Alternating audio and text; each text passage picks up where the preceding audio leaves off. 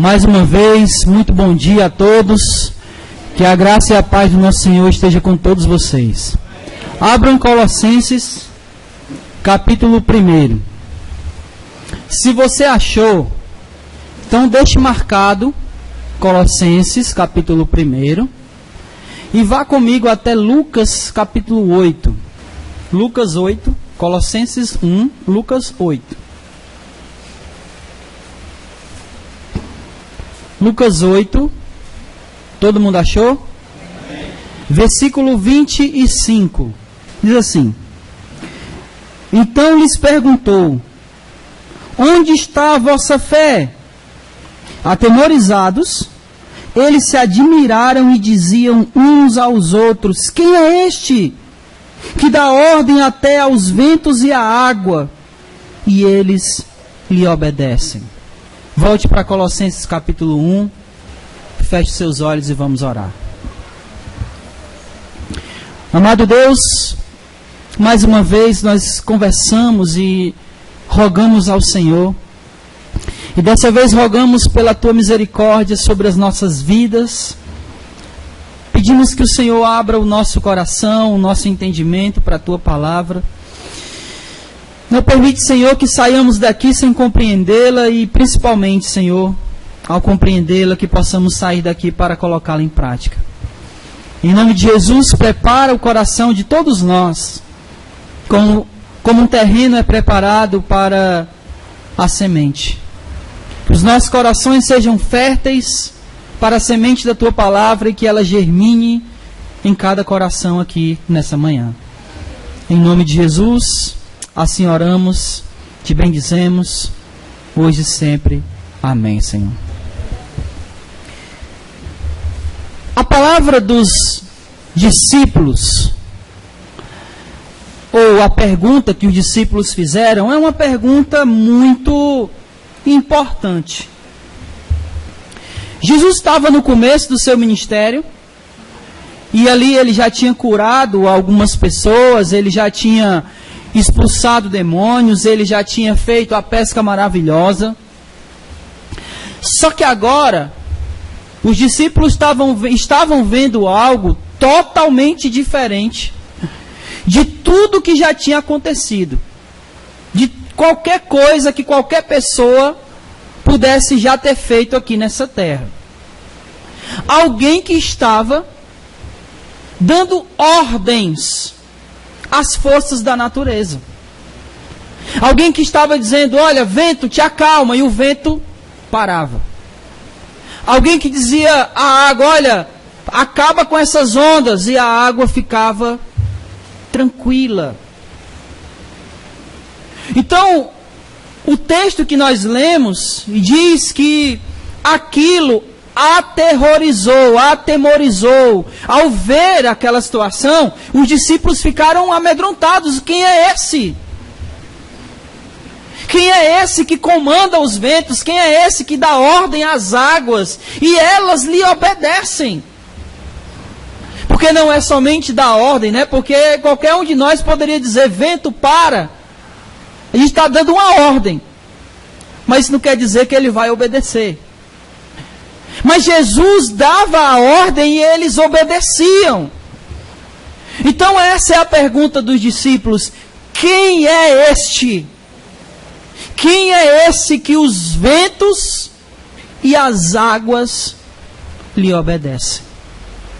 E o interessante é que lhe obedecem de tal maneira que, se preciso for, até de forma ela muda.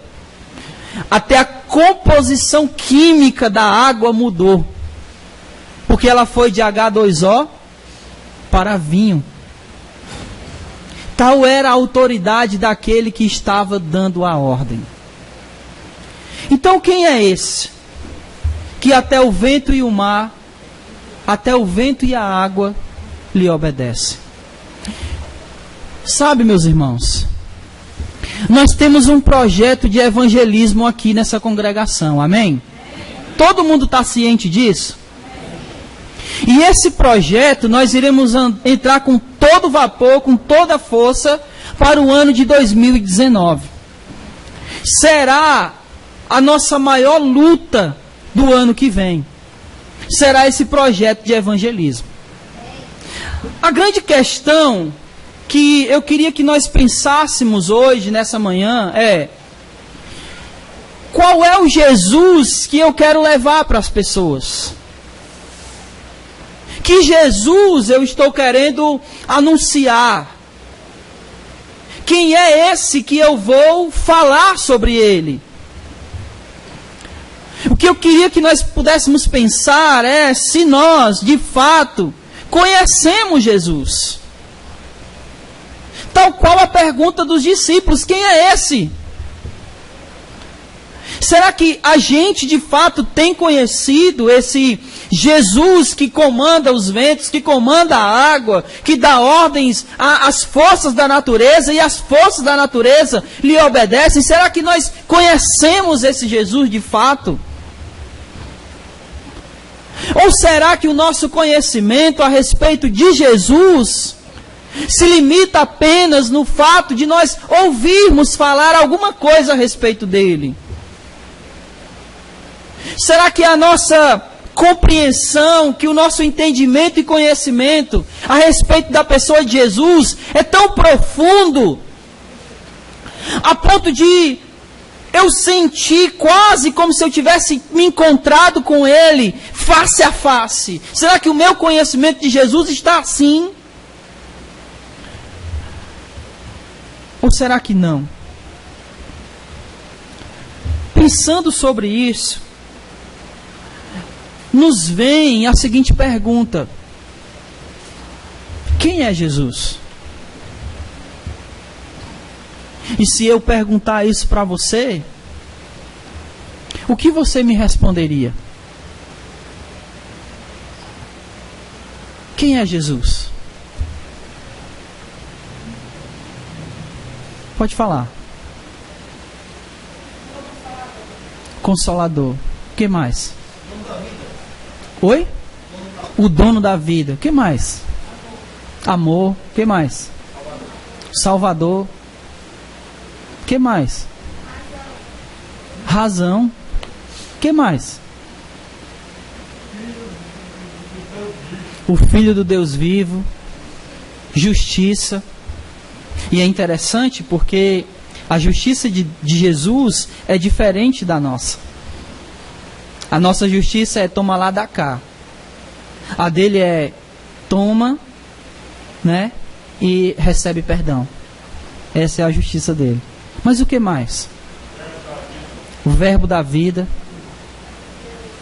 Deus, inspiração. Quem é Jesus?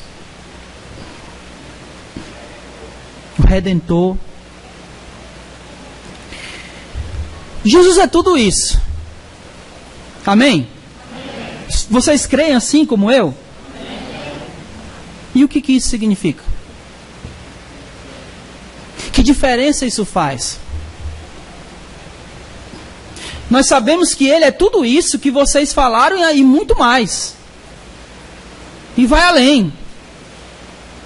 A questão não é nós sabermos o que Ele é, mas sabemos aquilo que Ele é interfere na minha vida.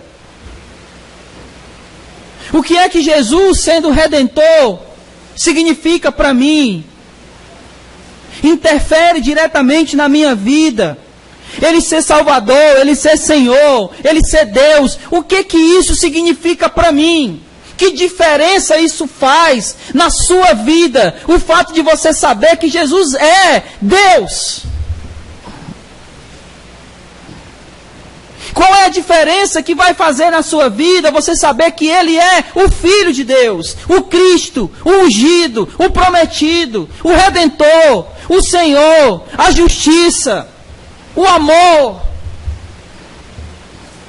Que diferença isso faz?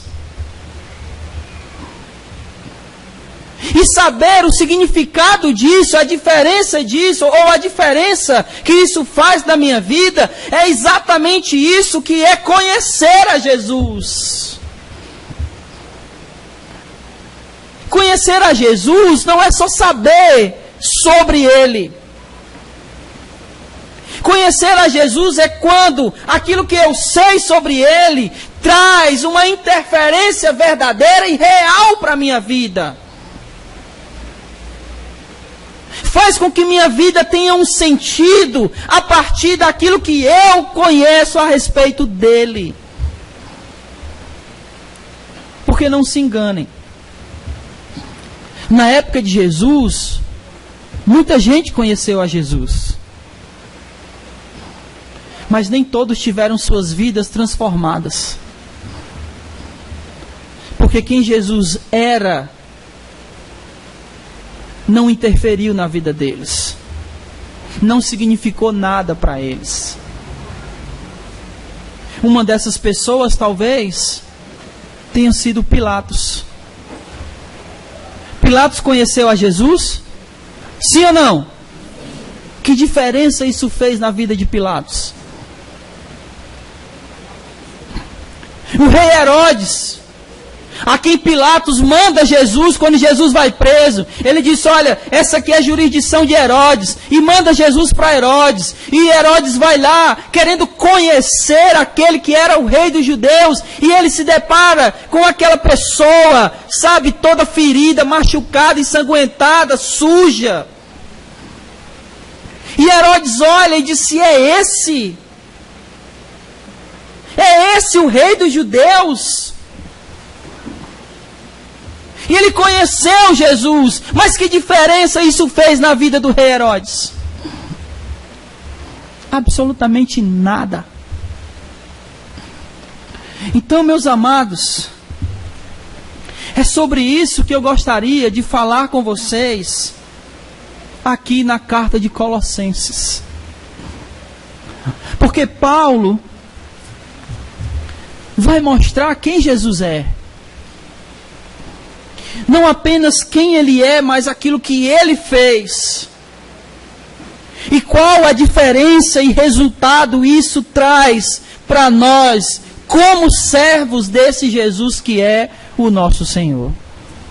Amém?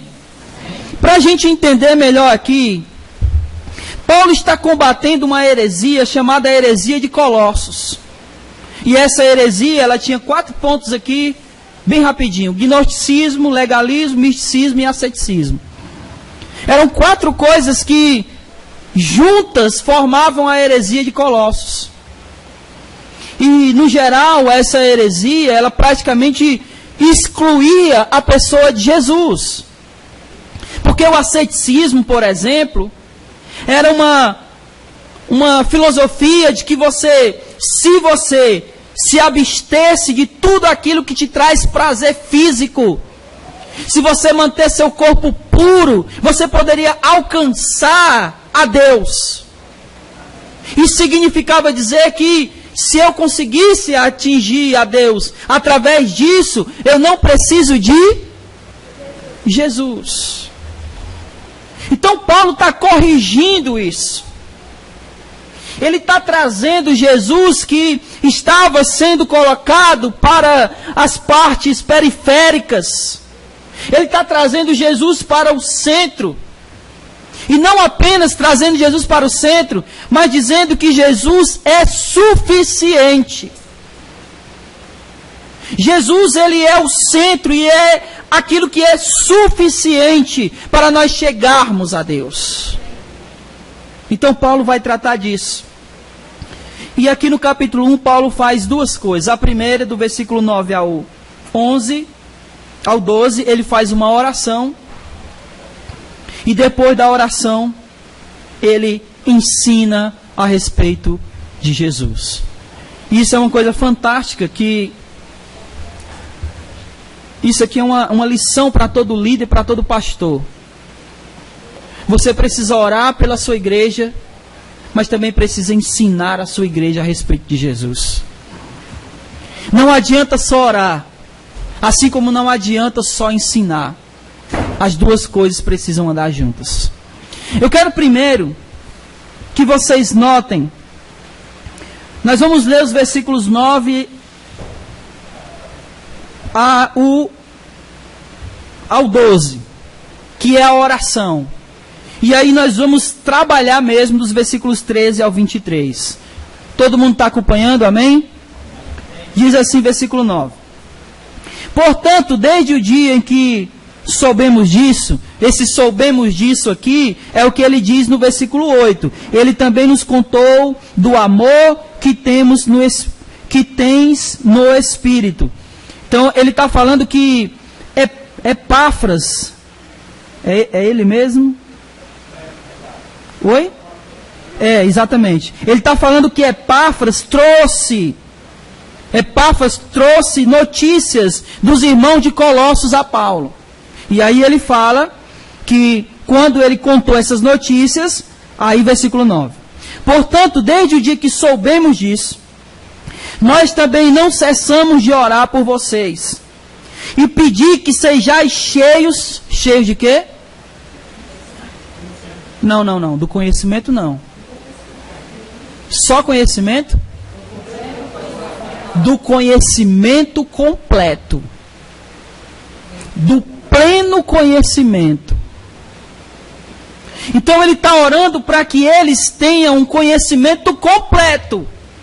Não superficial, não pela metade, mas um conhecimento completo. E tendo esse conhecimento completo, de quê?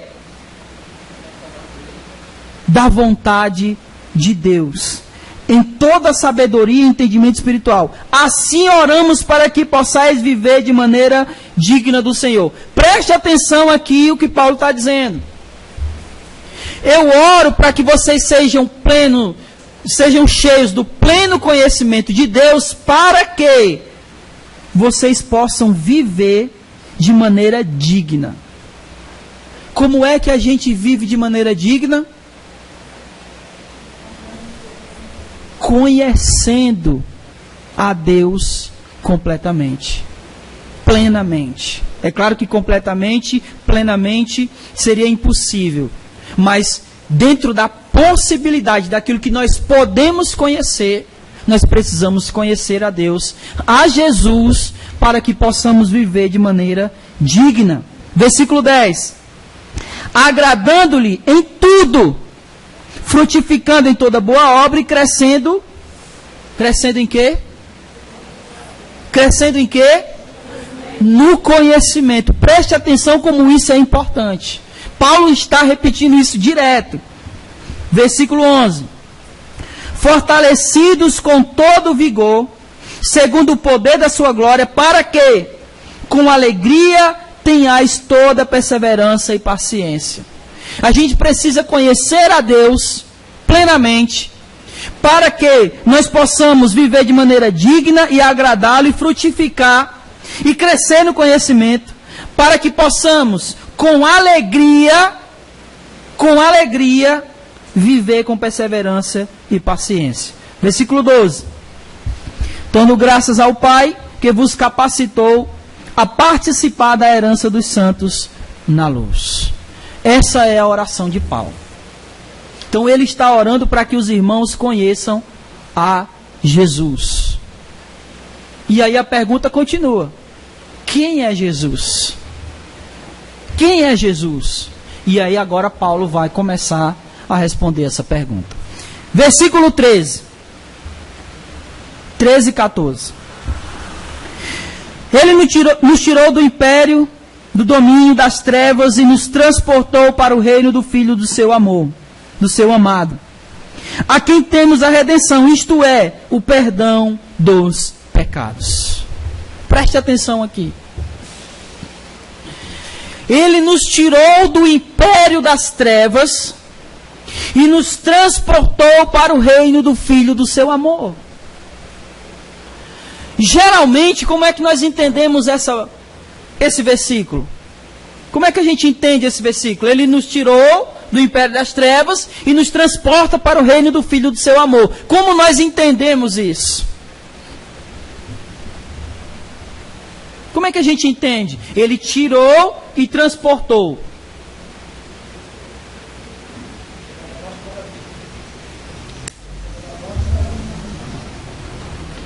Nós temos um entendimento, muitas vezes, geográfico, não é?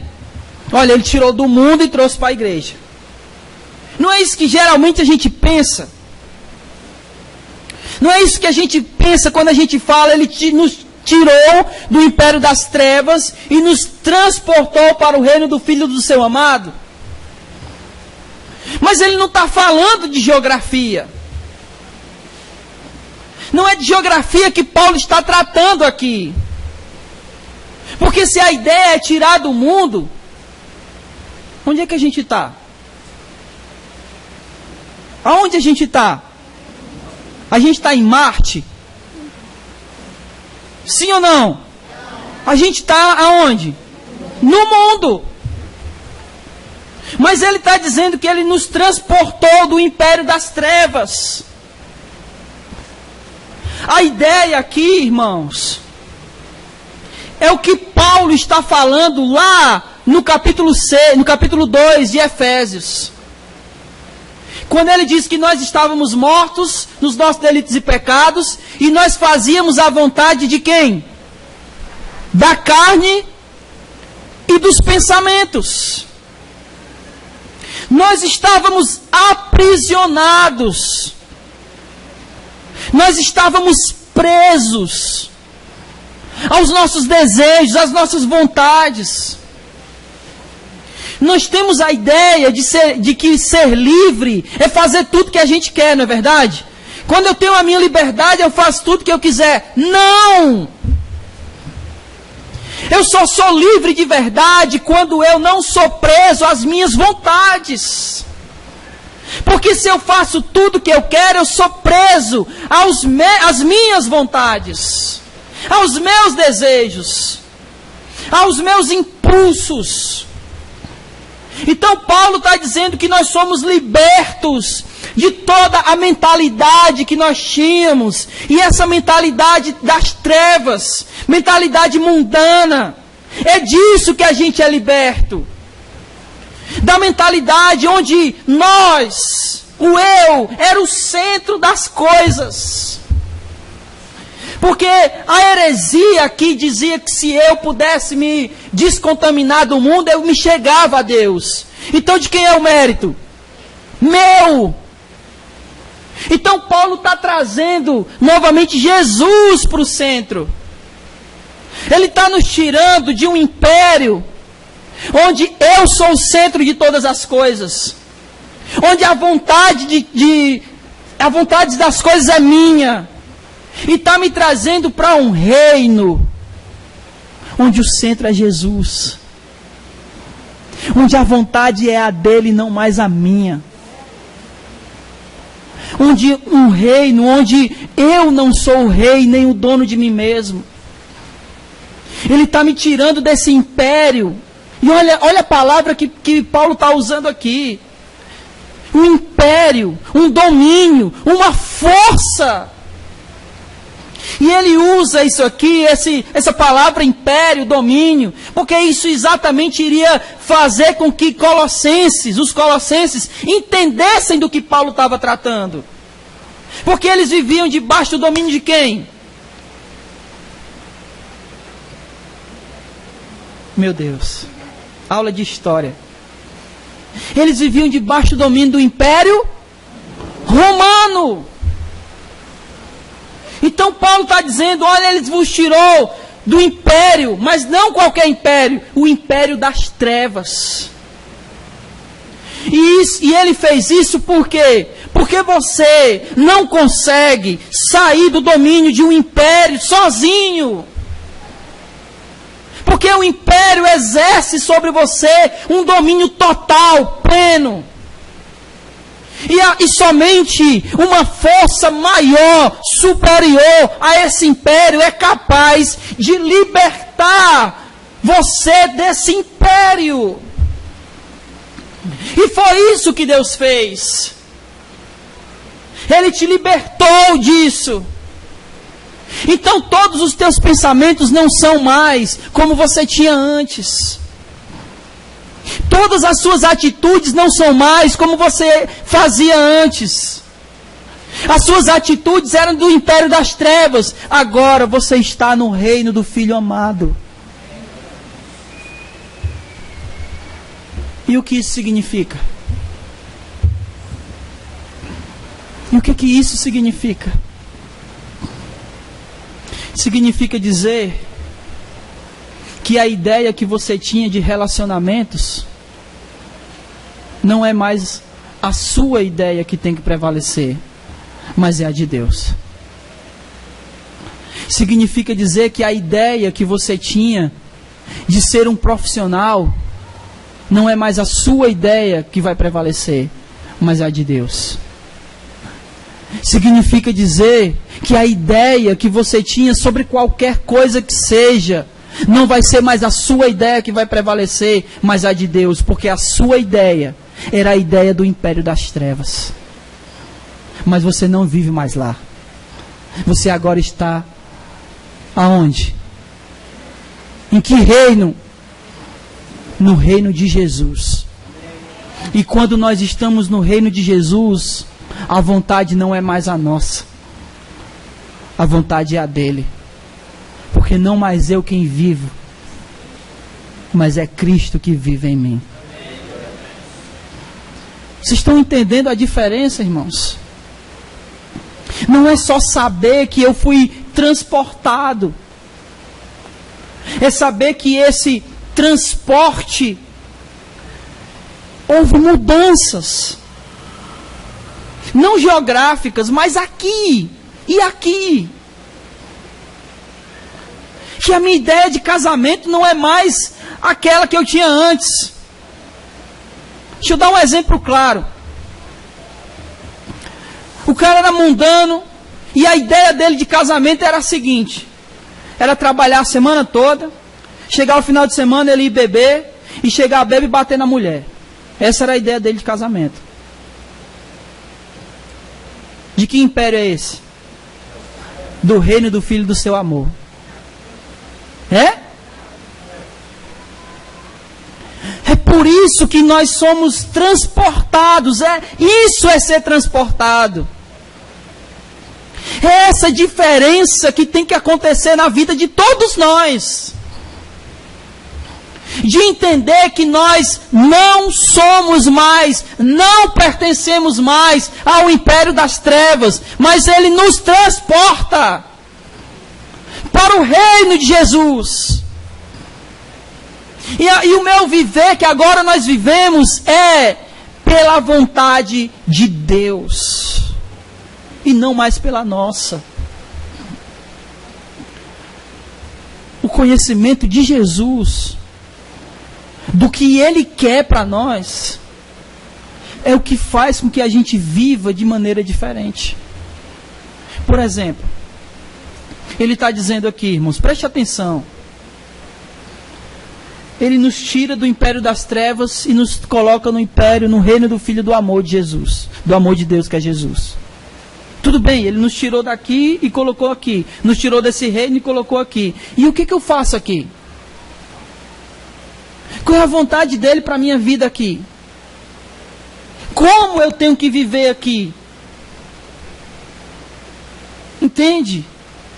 É por isso que é tão importante nós conhecermos Deus plenamente para sabermos a vontade dele. O nosso problema, e é por isso que eu estou falando isso, é que nós não conhecemos a vontade de Deus. Às vezes a gente nem sabe qual é a vontade de Jesus. Por isso eu comecei perguntando aqui, que Jesus nós vamos apresentar para as pessoas? O Jesus que diz, vinde a mim e fique do jeito que você era? É esse Jesus que a gente vai anunciar para as pessoas? O Jesus que tanto faz eu estar aqui como estar lá fora, a minha vida é igual? É esse Jesus que a gente vai apresentar? Porque esse Jesus aí não tem força de nada. Esse Jesus não tem poder. Porque se a pessoa sai do mundo, sai do império das trevas, para o reino dele, e continua igual, cadê a força do Jesus que controlava o vento e o mar? Ele controlava o vento e o mar e não tem poder de controlar a minha vida e a sua vida. Que Jesus fraco é esse?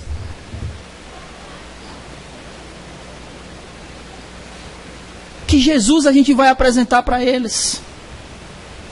Aquele que tem a força de nos arrancar da mão do império das trevas e trazer para o seu reino. É esse Jesus que a gente tem que anunciar. Porque Paulo está dizendo, falando sobre Deus o Pai, que Ele, Deus o Pai, nos tirou do império das trevas, nos transportou para o reino do Filho do seu amor, e Ele fez isso, versículo 14, em quem temos redenção, isto é, perdão dos nossos pecados. Sabe quem Jesus é? Em primeiro lugar, Ele é o nosso libertador. Eu disse que só uma força maior pode nos arrancar do domínio de um império. E essa força que nos arrancou do império das trevas, essa força se chama Jesus de Nazaré. Ele nos liberta. Lembra lá do povo de Israel no Egito? Quem foi que libertou o povo? Quem? Graças a Deus. Não sei se a gente dizer que era Moisés. Moisés não tinha força de absolutamente nada. Quem arranca o povo lá é Deus. Quem manda as pragas é Deus. Quem abre o mar foi Deus. Quem fez cair pão e aves do céu foi Deus. Quem fez água sair da rocha foi Deus. E quando eles chegaram na terra prometida, o exército do povo de Israel era muito inferior àquelas nações que estavam lá. Mas Deus expulsou todas as nações para colocar o povo na terra. É desse Jesus que a gente tem que falar. Desse Jesus que cuida, que traz a libertação real. Talvez a gente não consiga proclamar essa libertação, porque a gente desconhece essa força que Jesus tem. E talvez até a gente nem creia. A gente faz assim, olha, eu vou pedir oração. Vai que dá certo. Eu vou orar para que o meu pai, a minha mãe, meus filhos, meus irmãos se convertam. Mas sabe, eles estão tão assim que não sei. Eu vou pedir a oração, vai que funciona. É como se nós crescemos numa espécie de mandinga.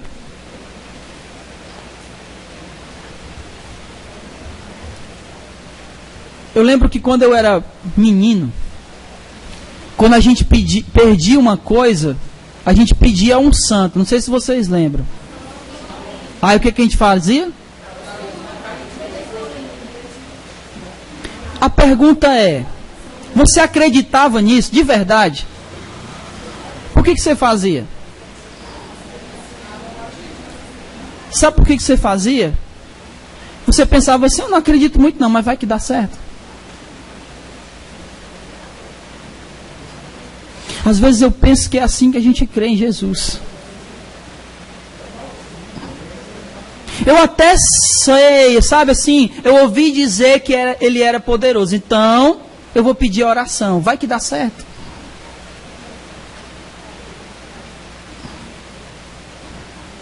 Mas o texto é muito claro.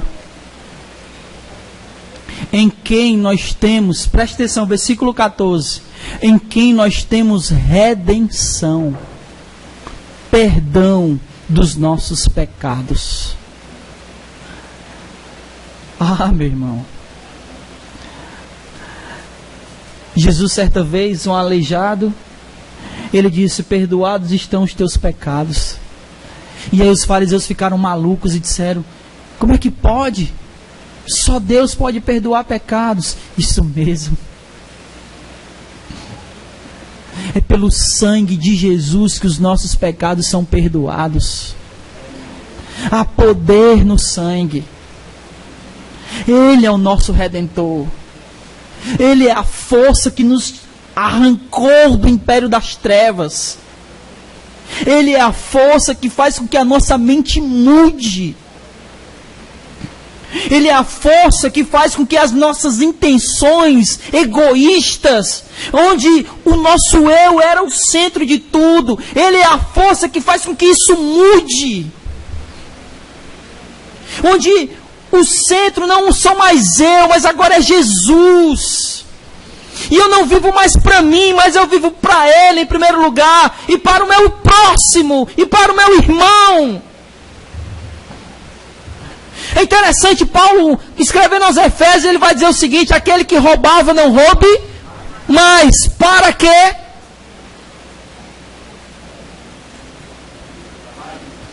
Não. Olha que coisa interessante. Aquele que roubava, não roube mais, antes trabalhe para que possa ajudar o outro.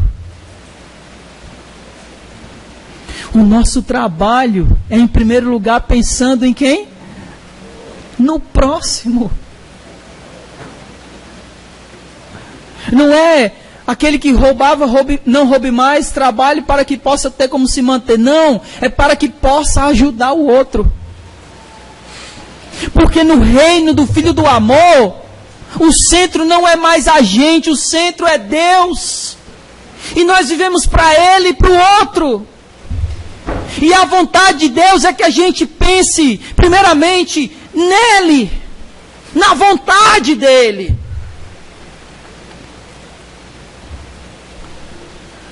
Deus tem sido o centro de nossas vidas, irmãos? Sim ou não?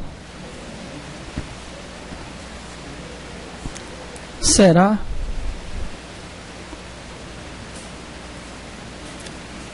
Quando nós recebemos o nosso salário, qual é a primeira coisa que passa pela nossa cabeça? As contas que eu tenho para pagar.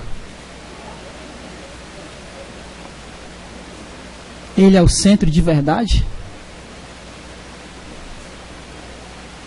Quando nós temos um tempo livre, qual é a primeira coisa que passa pela nossa cabeça? Lazer? Passeio ou oração? É muito engraçado como a gente canta coisas que a gente nem se dá conta que a gente não faz. É bastante para mim a tua graça. Quando falta dinheiro a gente fica desesperado. É bastante para mim a tua graça. Quando eu estou doente, meu Deus, eu fico maluco. Mas a graça não é bastante. Sabe, meus irmãos, nós só poderemos anunciar Jesus se nós o conhecermos. E nós só conhecemos a Jesus quando aquilo que nós sabemos sobre Ele faz diferença na minha vida. Porque nós somos tirados do império das trevas e transportados para o reino do Filho do seu amor. Nós somos transportados para o reino de Jesus. E nós ainda achamos que aquilo que satisfaz a nossa vida é a coisa lá das trevas. Nós ainda estamos procurando satisfação naquilo que satisfaz a minha vida, os meus prazeres. Ainda estou procurando satisfação naquilo que me satisfazia antes. Então, se a minha vida ainda é daquela maneira, eu ainda não estou no reino de Jesus. Porque Ele ainda não é o centro da minha vida.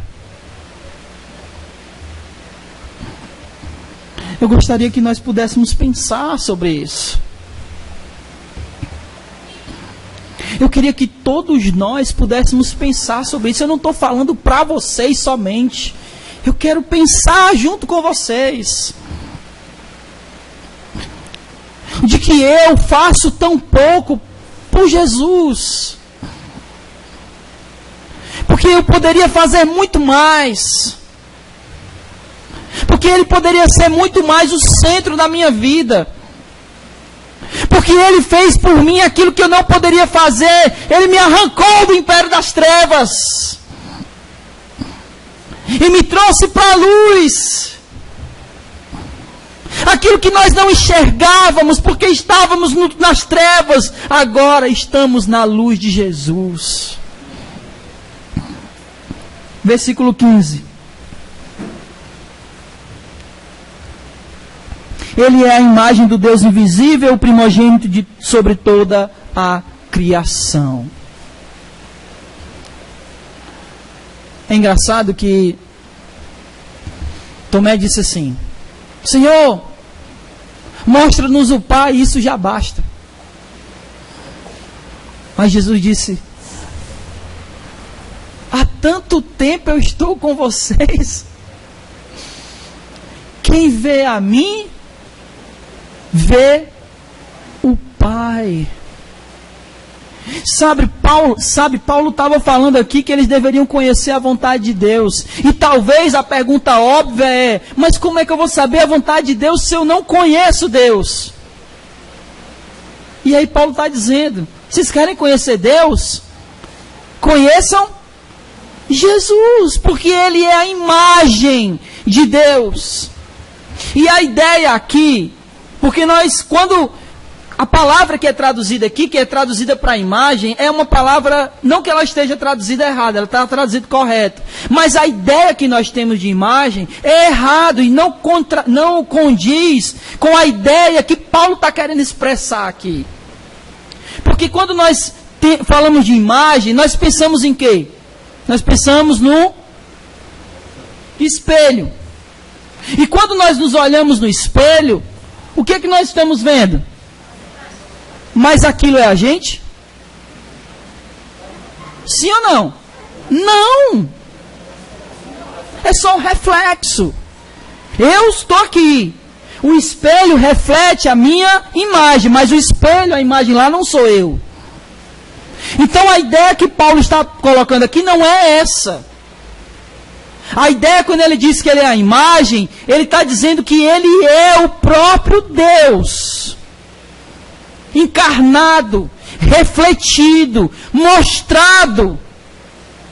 Então esse é Jesus. Ele é a imagem perfeita de Deus. Vocês estão pegando aí? Em primeiro lugar, Jesus é o quê? Não.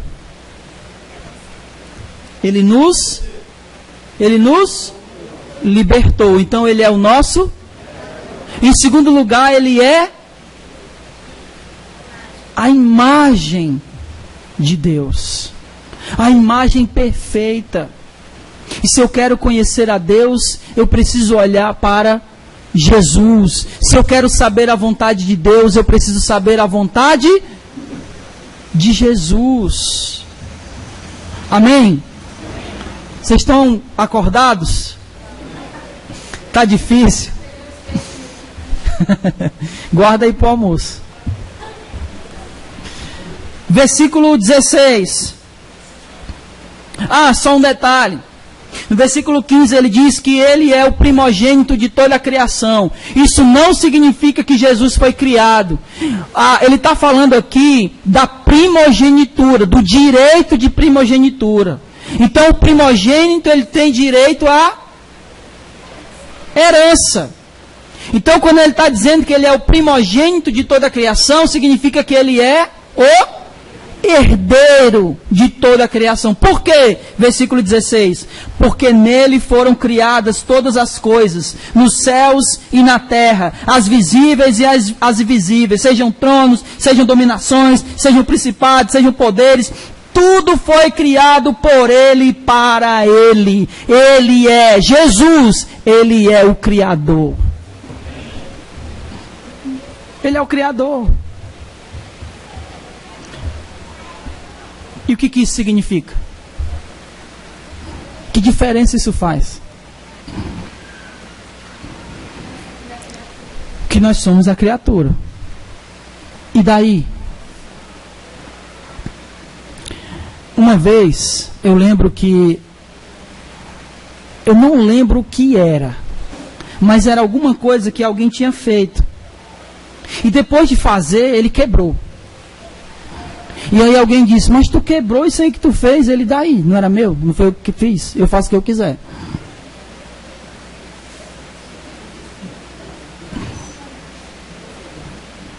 É os pés da burra, né? Mas é verdade. Isso significa que se Deus é o Criador, se Jesus é o Criador, e nós somos essa criação, significa o quê? Que Ele faz o que Ele quiser com a gente. E que quando nós estamos passando por alguma situação de tribulação, e que Deus permite que isso aconteça, é porque Ele é o quê? Ele é o Criador. E Ele faz o que Ele quiser. E é isso que a gente precisa entender. Porque se nós não entendermos que Jesus é o Criador e Ele faz o que Ele quer, quando Ele quer, como Ele quer, olha o que o versículo 16 termina dizendo. Porque tudo foi criado por Ele e para Ele.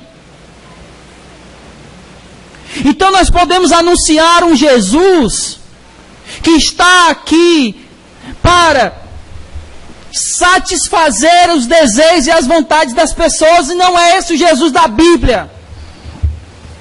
O Jesus da Bíblia é aquele que criou todas as coisas, que por meio dele foram criadas todas as coisas, e que todas as coisas foram criadas para Ele, para dar glória a Ele, para dar louvor a Ele, para darem suas vidas para Ele.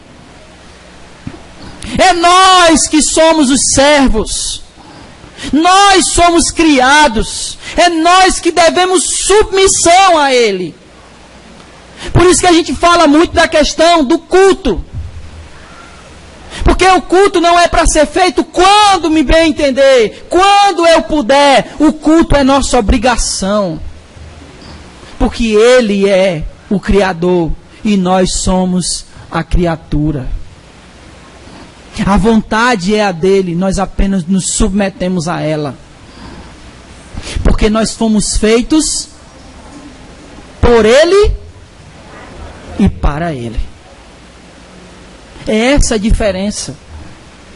É isso que precisa ter um significado para nós. É isso que precisa fazer uma diferença na minha vida, na sua vida, saber que Ele é o Criador e nós somos só criaturas.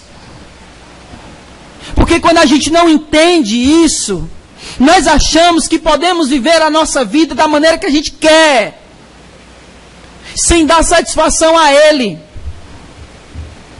Mas não é assim que funciona.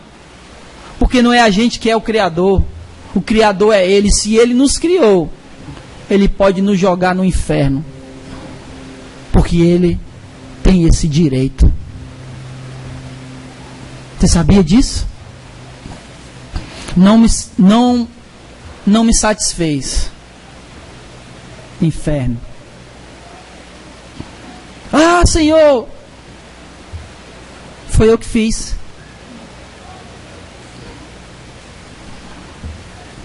Mas Deus é muito maravilhoso. Que Ele tem esse direito. Mas Ele não fez e não quer fazer isso. A Escritura diz que o desejo de Deus é que todos sejam salvos e cheguem ao pleno arrependimento. O desejo de Deus é nos salvar. Mesmo Ele tendo o direito de fazer o que Ele quiser. O direito dele. Ele exerceu esse direito. Nos salvando. Nos arrancando do império das trevas. E nos colocando no reino de Jesus. Versículo 17. Ele existe antes de todas as coisas, nele tudo subsiste, Ele é eterno. Versículo 18. Ele também é a cabeça do corpo, que é a igreja. O que a cabeça faz com o corpo? Esse é Jesus. Ele é o Senhor da igreja. e significa muitas coisas, mas entre essas coisas que pode significar, significa que a igreja só pode fazer aquilo que o Senhor determinar. Ela não pode ir além. Ela não pode ultrapassar, porque existe um Senhor. Aliás, existe só um Senhor. E esse Senhor é Jesus. Versículo 18. Ele é o primogênito, o primogênito dentre os mortos, para que em tudo tenha o primeiro lugar, em tudo tenha a primazia. Ele foi o primeiro a ressuscitar, sabe para quê? Para que eu e você pudéssemos ressuscitar no último dia.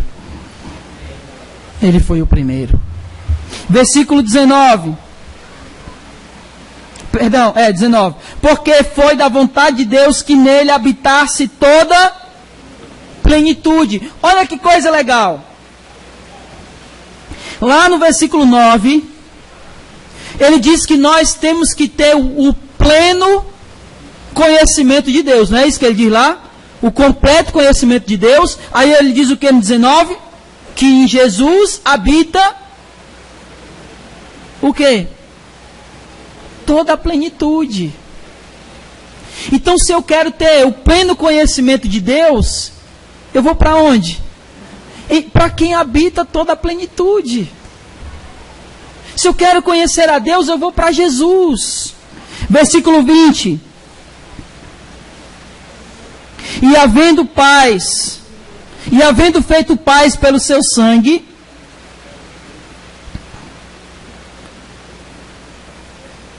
o sangue da cruz, por meio dele, reconciliar-se consigo mesmo todas as coisas, tanto as que estão no céu, como as que estão na terra. Jesus é o nosso reconciliador.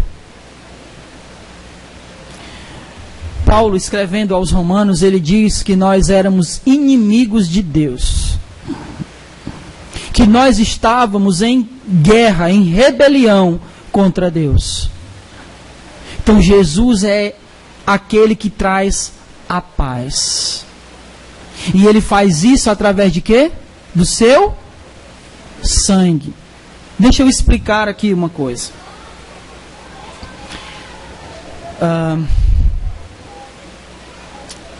Você sabe o que é propiciação?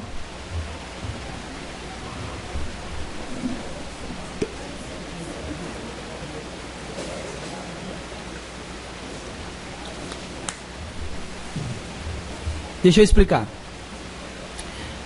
Tem uma divindade e tem os servos dessa divindade. Esses servos, eles cometem alguma maldade que deixa essa divindade irada. E aí, os servos precisam fazer alguma coisa para aplacar essa ira dessa divindade. Isso se chama propiciação. É fazer alguma coisa para que essa divindade que está virada, ela aplaque a sua ira, acabe com a sua ira. E geralmente, em todas as religiões antigas, isso só era feito através de uma maneira. Como era? Sacrifício. Na religião dos judeus, eles sacrificavam animais, e nas religiões pagãs, eles sacrificavam pessoas. Então Jesus, ele pelo seu sangue traz a paz. Porque Deus, Paulo diz aos Romanos, desce do céu, a ira de Deus se manifesta do céu contra toda impiedade e maldade do homem. Então o sangue de Jesus, ele foi a propiciação, como Paulo diz, pelos nossos pecados. Ele aplacou a ira de Deus ao derramar o seu sangue. É por isso que Paulo está dizendo aqui aos Colossenses que o sangue dele traz a paz. Porque nós estávamos em guerra contra Deus. E o sangue de Jesus, que aplacou a ira de Deus, trouxe a paz entre nós e o nosso Senhor. É isso que Paulo está dizendo aqui. que o sangue derramado na cruz nos reconciliou, trouxe paz. E olha que coisa maravilhosa, não só no céu, mas ele reconciliou até coisas celestiais. Olha só como é que termina o versículo 20. Todas as coisas, todas que estão na terra, como as que estão no céu. Versículo 21. Aliás,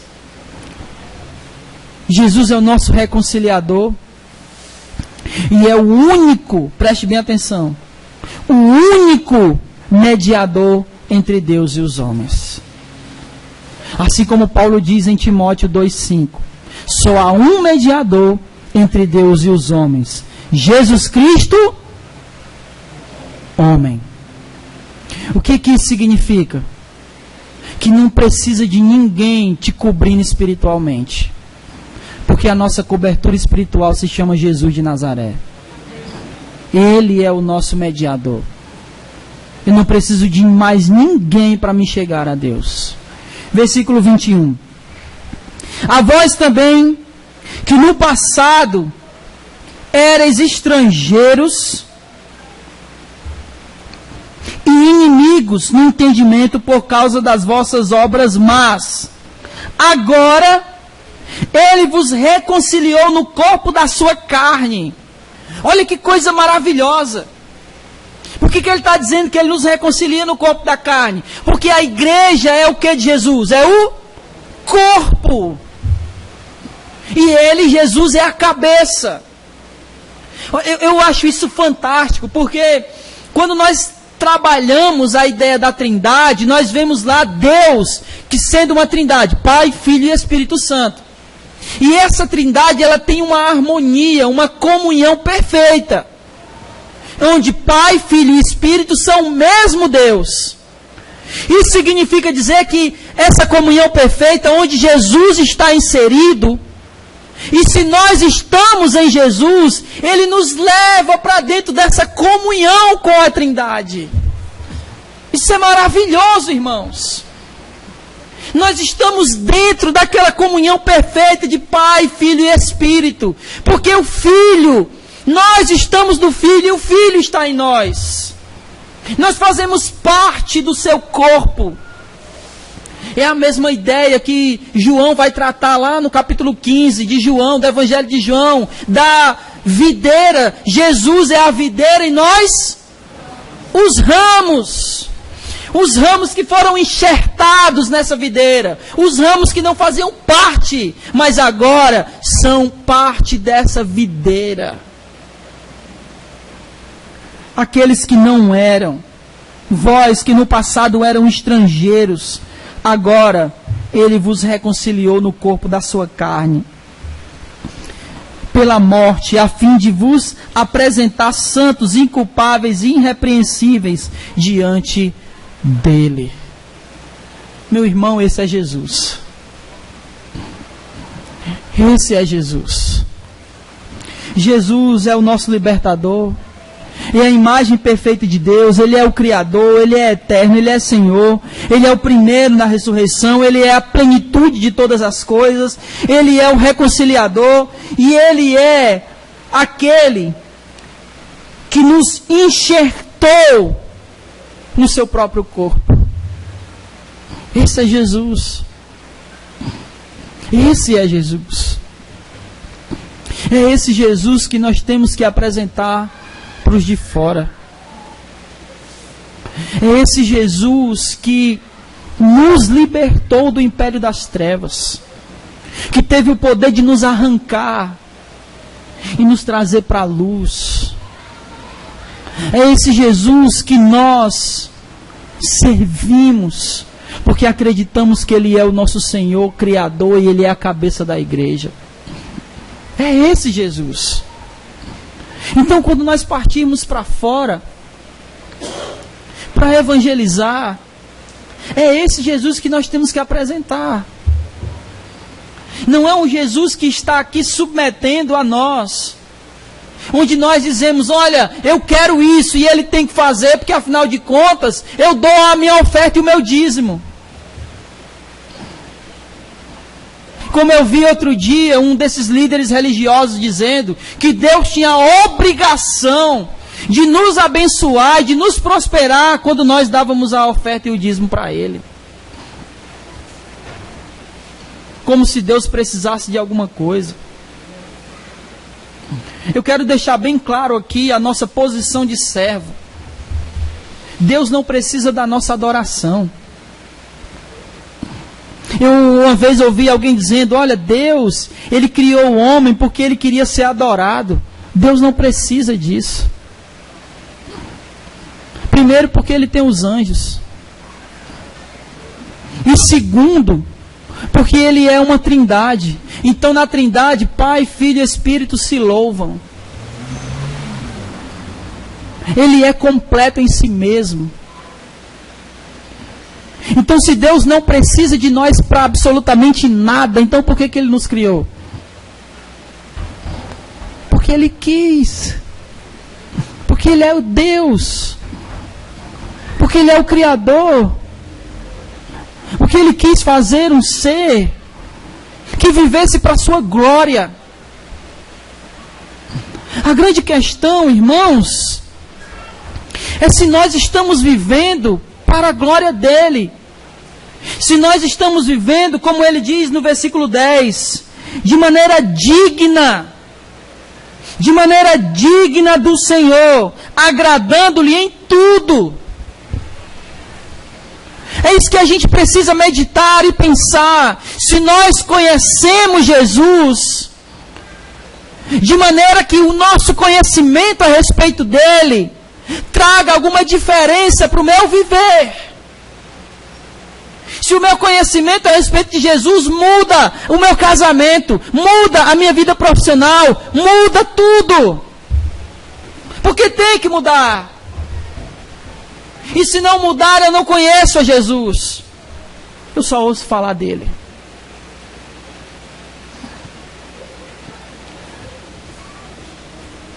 Versículo 23 para a gente encerrar. Ele termina o versículo 22 dizendo que nós precisamos nos apresentar diante dele irrepreensível e inculpável. Aí tem uma condição. Se, versículo 23, se é que permaneceis na fé, fundamentados e firmes, sem vos afastar da esperança do Evangelho, que ouvistes e que foi pregado a toda criatura debaixo do céu, do qual eu, Paulo, me tornei ministro. Quando ele fala, se é que permaneceis na fé, a fé aqui não é um acreditar. A fé é aquele conjunto de doutrinas que Jesus pregou e os apóstolos pregaram. Se eu permaneço nisso, eu estou diante dele inculpável e irrepreensível. Fundamentado e firmes, sem vos afastar da esperança do Evangelho. Qual é a esperança do Evangelho? Qual é a esperança do Evangelho? Versículo 12, olha aí. Dando graças ao Pai que vos capacitou a participar da herança dos santos na luz. Qual é a esperança do Evangelho? Qual é a herança dos santos na luz? A vida eterna. Essa é a esperança do Evangelho. A esperança do Evangelho não é que se nós estamos doentes vamos ficar curados. A esperança do Evangelho não é se a gente está desempregado e vai arranjar um emprego. A esperança do Evangelho é que nós viveremos para sempre com Ele na glória. Essa é a esperança do Evangelho e a herança dos santos. Que ouvisse que foi pregado a toda criatura debaixo do céu, do qual eu, Paulo, me tornei ministro. Amém. Quem é Jesus? Quem é Jesus? Libertador, Salvador, Deus.